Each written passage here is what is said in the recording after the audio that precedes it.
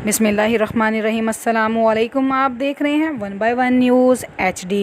ख़बर शामिल करते हैं जामपुर से, जहां अस्पताल में दवाई लेने वाली 7 साला बच्ची से डॉक्टर की मुबैना ज़्यादती।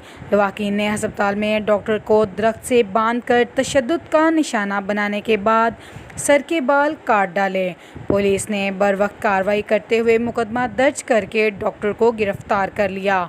मामले की तहकीकात जारी हैं। लवाकिन की आला हकाम से अपील है कि बच्ची के साथ मुबैना ज़्यादती का नोटिस लें ताकि मुल्ज़िमान को सख्त से सख्त सज़ा दी जाए और ऐसे दरिंदों को फांसी के तख्ते पर लटकाया जाए।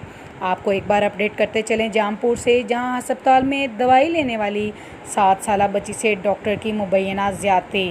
वाक़ईन अस्पताल में डॉक्टर को दरख्त से बांधकर तशद्दुद का निशाना बनाने के बाद सर के बाल काट डाले। पुलिस ने बरवक्त कार्रवाई करते हुए मुकदमा दर्ज करके डॉक्टर को गिरफ्तार कर लिया।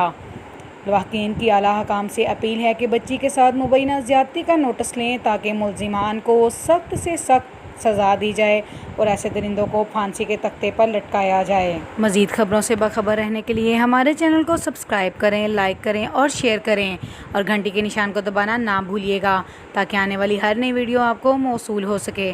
तो देखना ना भूलिए हमारा अपना चैनल 1/1 न्यूज़ HD।